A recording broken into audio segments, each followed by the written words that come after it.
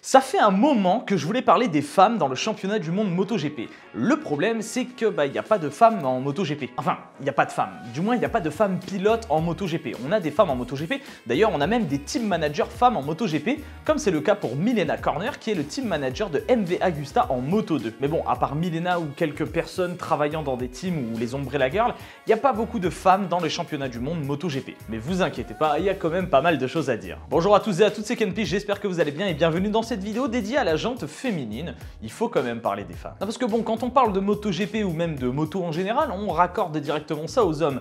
Alors que des femmes, eh ben, il y en a eu dans l'histoire de la moto. Et il y en a eu qui ont marqué l'histoire de la moto. Et d'ailleurs, j'en profite pour passer un petit coucou à mes abonnés féminins qui sont la preuve vivante que les femmes peuvent aimer la moto. Bon, ok, les hommes en MotoGP, on sait, il y en a beaucoup. Mais les femmes, elles font quoi? Elles ne font pas que tenir un parapluie sur la grille. Non, rassurez-vous, les femmes ont un très grand rôle dans l'histoire de la moto. Tout d'abord, pourquoi ne voit-on pas de femmes courir en MotoGP? Il n'y a que des hommes, pourquoi pas au moins une femme? Bon, déjà des femmes présentes en mondial dans un sport motorisé, il n'y en a pas beaucoup, hein, c'est très peu fréquent et c'est bien dommage, mais il y en a quand même. L'histoire de la femme en MotoGP, ça remonte quand même en 1962 pour la première fois. C'était alors la Britannique Beryl Swain qui a couru une épreuve en 500 cm3 et qui n'a pas fini dernière. Elle a fini 22e sur 25 avec 3 hommes derrière elle. Ça c'est beau. Pour moi, ça s'applaudit. Tout d'abord parce que c'est une première dans l'histoire des Grands Prix qu'une femme fasse une épreuve.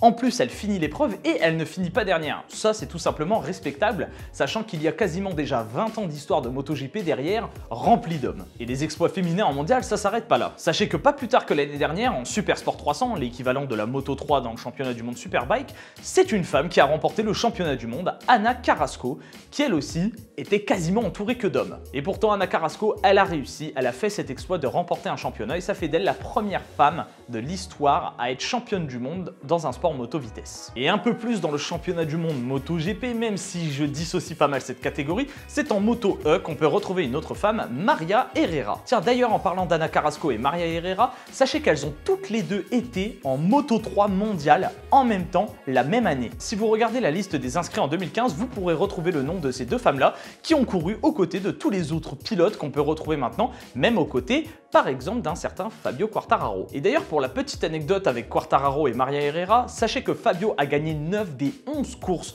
du championnat d'Espagne CEV en 2014. Ce qui veut dire qu'il y a 2 courses qu'il n'a pas remportées. L'une a été remportée par Jorge Navarro, qui est actuellement en Moto 2, et l'autre par Maria Herrera. Fabio s'est donc fait battre par un pilote homme, Jorge Navarro, mais aussi par une femme pilote, Maria Herrera. Et ça, vous allez voir que c'est pas rien dans l'histoire de la moto. Alors, pourquoi c'est assez spécial une femme qui bat un homme sur une course moto? Bah parce que les hommes n'aiment pas tellement se faire battre par une femme sur une course moto. J'ai déjà vu plusieurs interviews sur ce sujet qui expliquaient que se faire doubler par Ana Carrasco ou Maria Herrera ou toute autre femme lors d'un Grand Prix, ça a énervé un petit peu le pilote en question. En fait, ces pilotes-là, mentalement, ils se disaient que si une femme les doublait, bah c'est qu'ils n'avaient pas le niveau comparé à une femme, et pour eux, une femme n'a pas le niveau tout court normalement.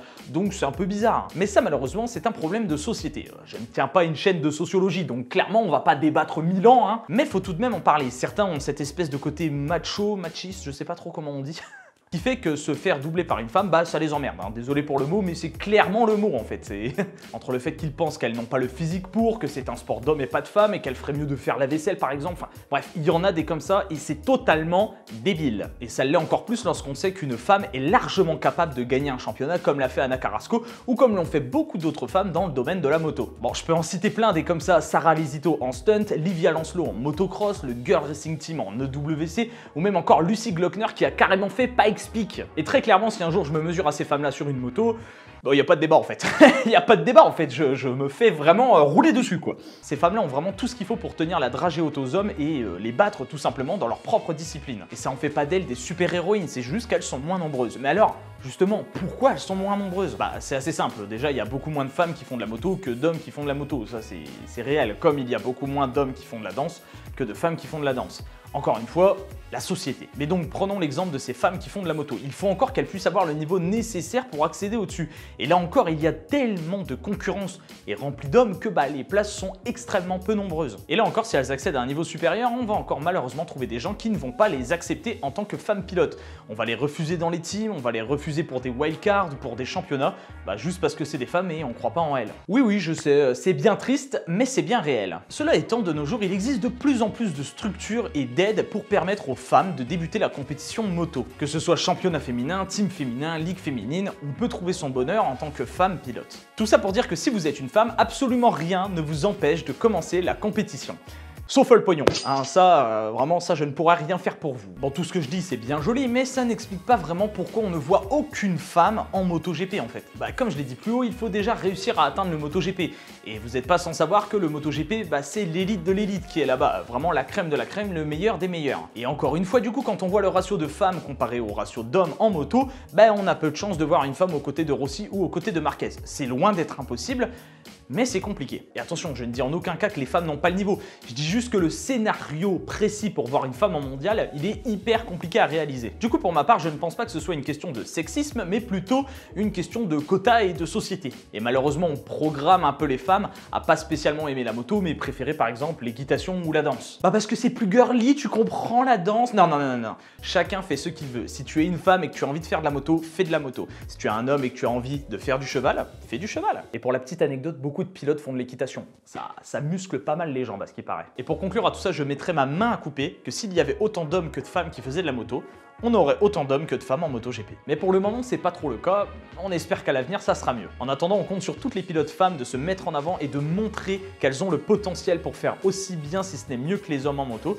Et on compte aussi sur toutes nos Françaises à nous offrir de jolis résultats en moto et en espérant les voir un jour en mondial. Voilà, la vidéo est terminée, j'espère vraiment qu'elle vous a plu et je tenais à parler des femmes en MotoGP parce que c'est quelque chose que je trouve tellement dommage de ne pas voir, ou de voir du moins si peu de femmes en MotoGP, et j'étais vraiment content de voir que Ana Carrasco avait réussi à remporter un championnat du monde, et aussi parce que ça a fait fermer les bonnes grosses bouches de certains, et ça fait plaisir.